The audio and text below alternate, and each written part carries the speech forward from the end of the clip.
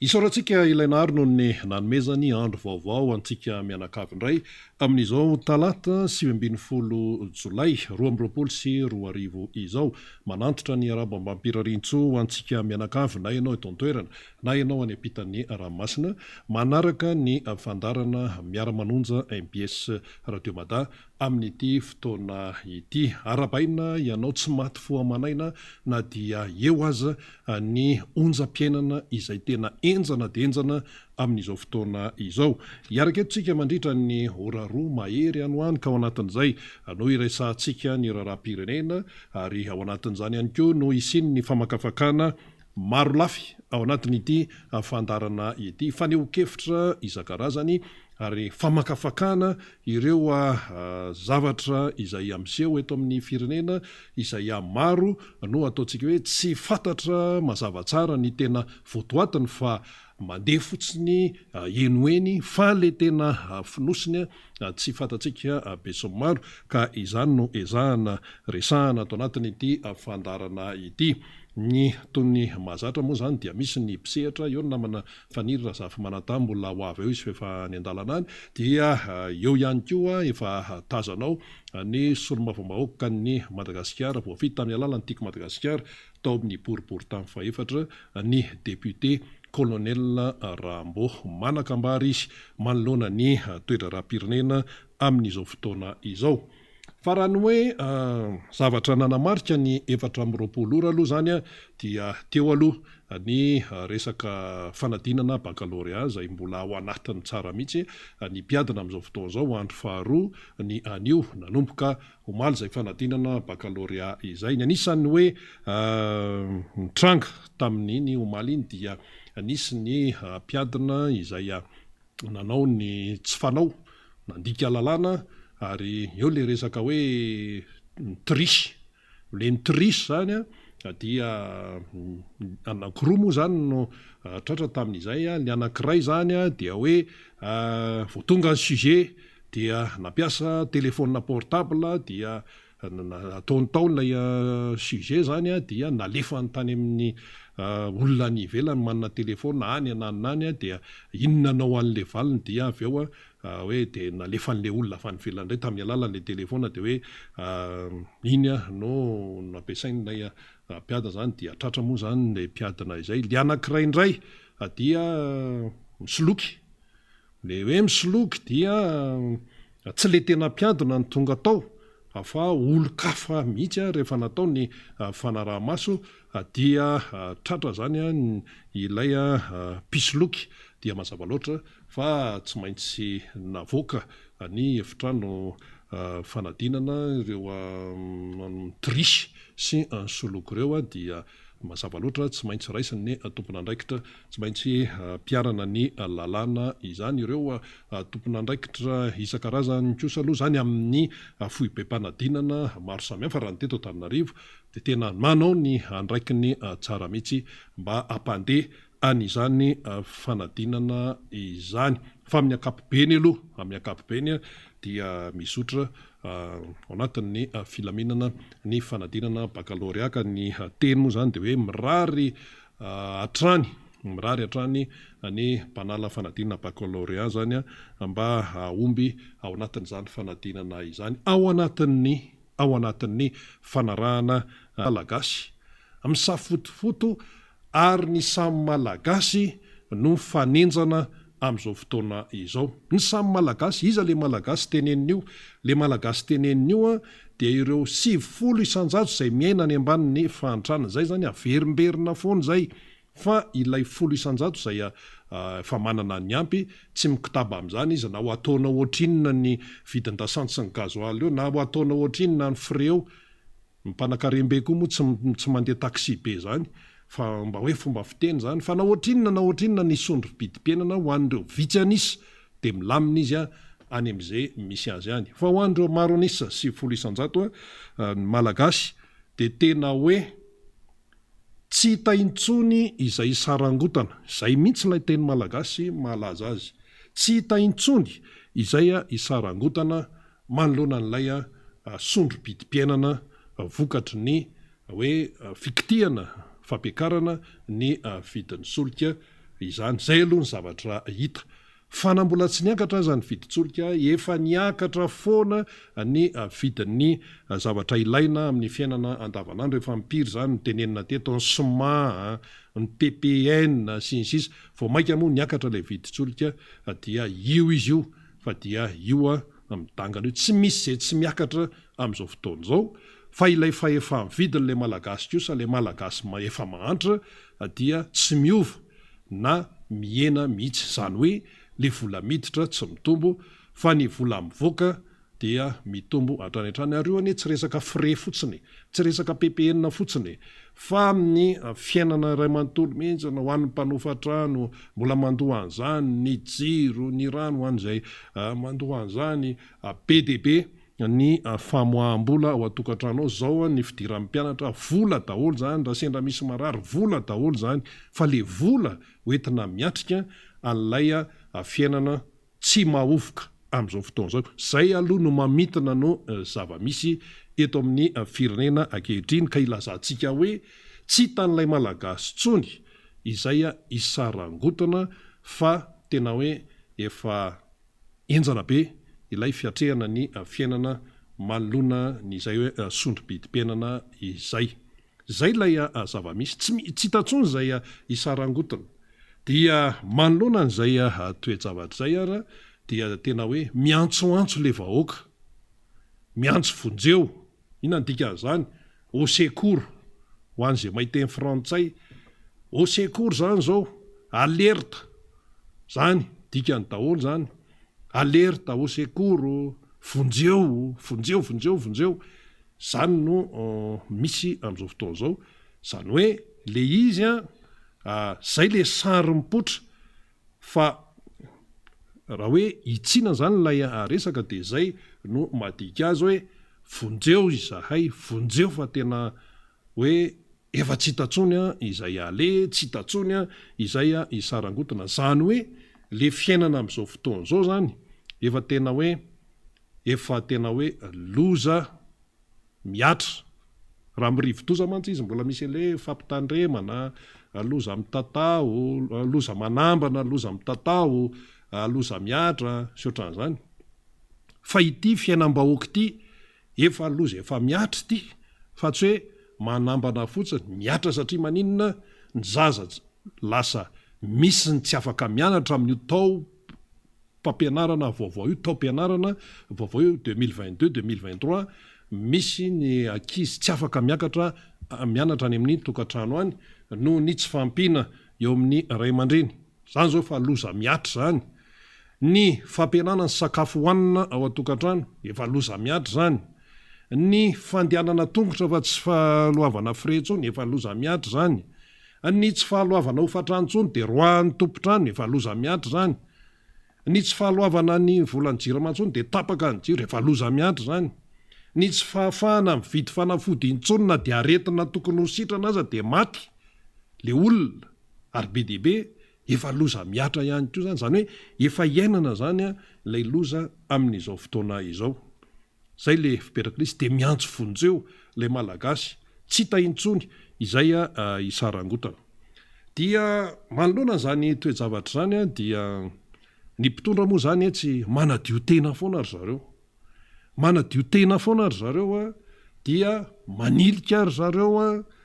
de mbola eno aza ny fitenenana atao hoe maharary ho ataon'ny sazatsazany ary io tsy hoe ao amin'ny hoe fahefanam-panatanteraka ihany fa any amin'ny ivon'ny fahefanam-panao lalana any misy miteny marary ohatran'izany hoe io tsy misy miracle zany tsisy an'zao kanefa rehefa tena dinihana de zao le fipetrany le vahoaka malagasy ve no mahatonga ny firenena antra zay mantsy le fanontaniana satria rehefa mitranga ny toejavatra anankiray mitranga ny tsy fetezana indrindraindrindra de mipetraka ny fanontaniana hoe iza ny coupable iza ny tompon'andraikitra nahatonga an'io satria eo amin'ny fiainana andavanandro mihitsy zany rehefa misy ny tsy fetezana misy ny fikorontanana dia mipetraka ny fanontaniana hoe iza ny coupable iza ny tompon'andraikitra iza ny nahatonga an'io ho lasa ohatran'izao de raha vadika zany le fanontaniana de hoe iza ny coupable iza ny tompona andraikitra amin'ny fahantrano ny firenena tahaka an'izao satria tsy tongatonga ho azy tompoko ny fahantrana iza ny tompona andraikitra amin'izao vahoaka malagasy fadiranovan'izao misy ohatra anankiray tena raisina rehefa kelikely eo ahitantsika azy hoe ohatran'izany ve ny fandehanan'ny fiainan'ny malagasy eo amin'le fiainana zany iza no tompona andraikitra manoloana ny harem-pirenena voaka kabraraka any rehetrarehetra any de zao de misy documentaire navoaka ny TF1 so de tsy haintsika zany TF1 zany fa zany hoe chaîne frantsay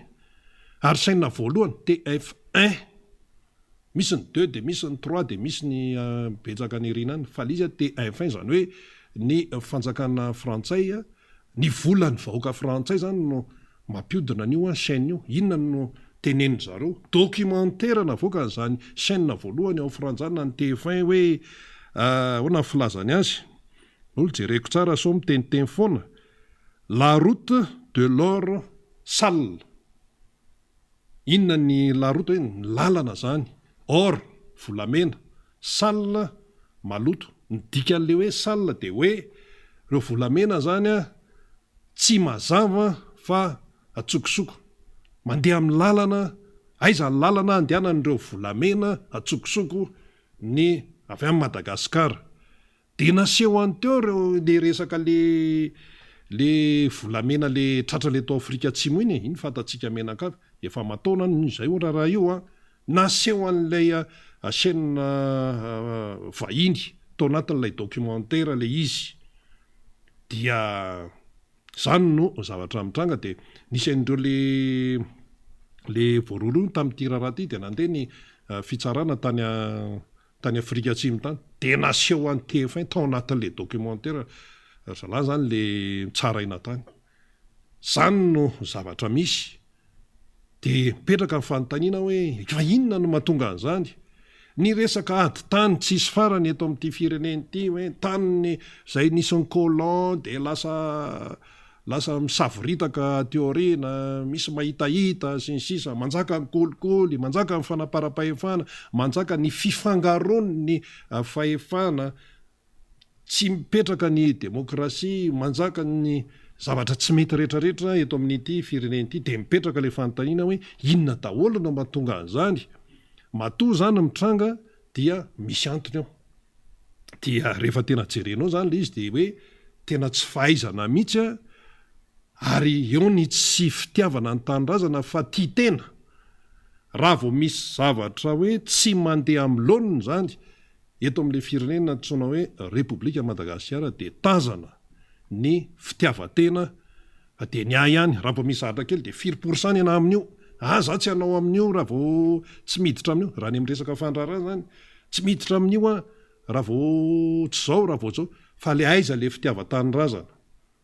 nefa le hiram-pirenena hoe ry taninrazanay malala tenenina fotsiny le hiram-pirenena misy toniny maromaro misy andininy maromaro nefa iny no atao hoe lalakizorana mampatsiahy ny hiram-pirenenany fampatsiahivana zany hoe hoe masina ny taninrazana zany tsy tenitenena fotsiny le hoe masina ny taninrazana fa sady tsy mahalala ny tsy mahay ny tsy mahavita zany zay tompona andraikitra amin'ny eto amin'ny firenena matoa zao no zavatra misy de lasa miantso vonjeo le malagasy de rehefa jerenao zany hoe tsy tongatonga ho azy le izy de mipetraka amin'ny fanontaniana hoe reo malagasy 100 mahantra reo ve no mahatonga azy nataony ihany no mampahatra azy fanontaniana mazava be zany mazava be zany fa io zany tsy vitany hoe anka le malagasy ane kamo le malagasy ane viretra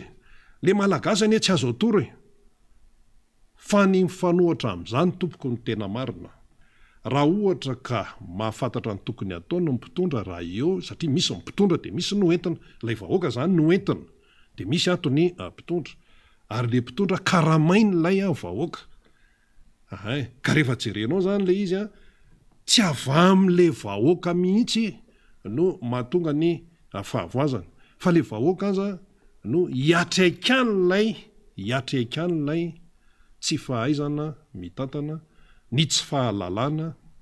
ny tsy fahaizana ny tsy fahavitana zay ataon'ny tompon'andraikitra isatsokazany eto amin'ny firenena le vahoaka ny iatraikan'le izy rehefa tsy mahay zany mpitantana de le vahoaka maro anisa no iatraikan'zay rehefa tsy mahalala le mpitantana fa zavatrafa ny mamaika azy satria tsy fantany sakova hoe mody tsy fantatra tsy fantany ny maharary n'lay vahoaka dia ato am'le 10 miainany ambany fantrana no iatraikan'zay ary rehefa tsy vita moa zany ny andraikany fa ny eo tsy vita de fampanantenana foana dia miatraika aty am'le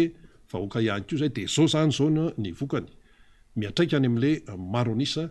ny fahavoazana iray manontolo de zao ny zavatra tenenina any ivelany any zay mahamenatra hoe Madagasikara am'izao fotoana zao izy de anisan'ny firenena be mahantra indrindra efa niova ndray zany le fomba fiteny teo mantsy le hoe Madagasikara firenena mahantra toa zay zany ohatrany hoe global fotsiny zay fa ity zany tena lasa hoe eo am'le alohan'le mantra nasyny hoe be Madagasikara dia anisan'ny firenena be mahantra indrindra eto ambonin'ny tany de misy taremarika sy larana mivoaka any de eo zany ianao miteny tena efa tena enjana be zany toetra raha zany sady mahamenatra le izy kanefa ny firenena maro eran-tany samy miatrika Kristy daholo resaka covid tsy haiko hoe taizany firenena tsy tratran'ny covid taizany firenena tsy nisy maty teto amitsika betsaka amin'ny maty na de le taremarika mivoaka aza mbola point d'interrogation be deaibe hoe ahoana io ahoana ny voahany io fa de reny aloha zany nisy ny ainana betsaka amin'ny maty misy minarary maromaro samy nietraikan'ny covid daholo de nisy fetraikany tany amin'ny sosialy sy ny toe-karena firenena be deaibe teto am'ty tany ty de ny antsika moa mbola nisy an'ireny loza voajanahary reny mbola nandalo teto de na zany na zany de io ny ady any ivelany any de hoe mitarika ny fitsondrotany ny viditsolika vidy mibaril androany zao mibaril vonjerena iteo de fa any amboniny $100 ndray azy izy teo $500 sa firy izy teo fa tamin'ny herinandro izy efa mba nilatsaka $770 ny ray baril mba nilatsaka kely taty ambanin'ny $100 nanomboka hatramin'ny volana mars avril de zao le izy niakatra ndraiky nga io tana mihitsy ary io tsy fantatra hoe rovina no iafarany de mandeha am'izay zany le raharaha am'izao fotoana zao de eo zany le vahoaka malagasy tsy tantsony zay isarangotana ao anatin'le fiatrehana n'le fiainana de eo am'izay miteny am'izay ny FFKM miteny ny FFKM na ny fiombona ny fiangonana kristianina eto Madagasikara miteny izy ary rehefa miteny zany ny FFKM na ny hoe ny Conseil écuménique des églises chrétiennes de Madagasikara dia tsara aloha ny manamarika fa ny FFKM zany dia ao anatin'ny hoe mameny caution morale izy na autorité morale aty amin'ny resaka moraly zay moa ny dikany amin'ny teny malagasy any resaka moraly any ny FFKM de miteny ny FFKM inona ny zavatra tenenin'ny FFKM zavatra teneniny manoloana n'lay vahoaka zay sahirana ny firenena zay sahirana sy mijaly dia tsy afaka mitazapotsiny aloha zany zaretsona hoe ray aman-drem-piangonana zany raha ny FFKM no ndresana ary io tsy voe vo zao fa teo amin'ny fiainana tantara-pirenena sy ny fiainana ny lalova Madagasikara indrindrandrindra rehefa tena hoe misy ny krizy miteny foana eo foana ny FFKM misy mantsy miteny any ambadibadika any hoe fa ahoana raha ny FFKM no miditra am'zany fa any amin'ny resaka fiangonana zany fa ahoana no iteneniny am'zany diso be zany tsy maintsy miteny ny FFKM amin'ny ray aman-dreny azy amin'ny caution morale azy autorité morale azy rehefa nisy foana izany hatramin'izay aroka tsy ho adinotsika fa raha hoe raha ny aty Afrika rehefa misy anie ny tena hoe fotoana sarotra lalovana firenena anankiray dia ny fiangonana mandray andraikitra izy ary ny fiangonana tsy hoe miandry fotsiny amin'izao fa ireo vahoaka sahiran'ireo ane ka ondrin'Andriamanitra daholo ihany koa ary ny tena ny olombelona tsirairay raha hoe ny makristiana dia tepolin'Andriamanitra ka hoana ny tsy teniny eo anivon'ny fiangonana ireo zao reny raha hoe hitatra kely tsika fa iza moa zany hoe Monseigneur Desmond Tutu zany fa nandray andraikitra zany tany amin'ny tany Afrika Atsimo tany tamin'ny namay be ny resaka apartheid sy ny sisa ny tany Congo ny tao Côte d'Ivoire miditra amin'ny fiangonana ary miteny ary tsy misorona ary ny fitenenana ataon'ny fiangonana dia zay le hoe fitenenana tsy misorona zay miteny zavatra mananatra izy zany ary miteny ny zava-misy hoe zao ty tsy mety zao tokony manova famindra ny tompon'andraikitra izay manao ny tsy fanao teny ray aman-dreny zany zay ma hoe caution morale ny FFKM ary raha ny teto Madagasikara indray defa ohatra hoe tamin'ny taona 180 tamin'ny taona 2010 teo foana ny fiangonana zany raha ny resaka hoe FFKM no resahantsika ka io tsika miteny hoe tsy tan'ilay vahoaka itsony izay isarangotona ary matoa zany ny eo anivon'ny Conseil Œcuménique des Églises Chrétiennes de Madagasikara na ny FFKM miteny dia tokony ho tonga saina amin'izany zay tompon'andraikitra isan-karazany na ny vahoaka ihany koa azy dia tafiditra ao anatiny ary ny amin'izao fotoana izao somary miavaka satria zay aloha anay mpanao gazety zay mahita satria manara-baovao isan'andro fa vao tamin'ny Pentecote eny ny FFKM no niteny vao tamin'ny Pentecote voaingana kely zany vao viany zany Pentecote zany vao tamin'ny volana Jona zany no niteny ny teo anivon'ny reo ray aman-drem-piangonana eo amin'ny FFKM zany sokolo adino ny sasany fa inona fiangonana iza moa ny ao anatin'ny FFKM eo ny fiangonana Jesosy Kristy eto Madagasikara ny FJKM eo ny Église catholique romane na ny ECAR eo ny EEM ny Ecclesia Episcopale malagasy na ny Anglikana eo ny fiangonana Lutheriana malagasy na ny FLM reo no mikambana ao anatin'ny FFKM zany ary tamin'ny Pentecote araka ny tenentsika teo efa niteny ny teo anivony zany FFKM izany ary nisy afatra nafonja ny teneniny tamin'izay vao volana Jona teo dia anisan'ny tena hoe mivoatra tamin'izay moa zany ny hoe ajanony ny resaka tia le hoe provocation amin'ny endriny maro tia ina moa dikan'izany hoe provocation zany ny hoe fandranitana amin'ny endriny maro sy hoe satria tsy mitondra soa ho an'ny firenentsika izany resaka hoe provocation izany izany zany efa tao anatin'le resaka hoe efa hita hoe nemafy le fiainana efa nemafy le fiainana dia miteny ny ray aman-drem-piangonana manoloana zany toetra raha izany dia eo amin'izay no mipetraka ny fanontaniana nandeha ihany le fiainana zany volana Jona zao tsika Jolay zareo vao tamin'ny ray volana lasa zany zany volana Jona zany tamin'ny Pentecote tany zay ty afatra ty dia hoe mila janona ny provocation dia eo amin'izay ary tsika inona avy moa zany ny tena hoe provocation ao anatin'ilay fiainan'ilay malagasy zay le fanontaniana mipetraka zay ny fiakaran'ny PPN tompoka dia provocation zany na hoe fandranitana ny mpanjifa zay provocation zany satria eo amin'le fiainan'le olona zany izy efa manana fianisan'andro efa manana ny tetibolana izy any amin'ny tokantranony tonga dia hoe miakatra ny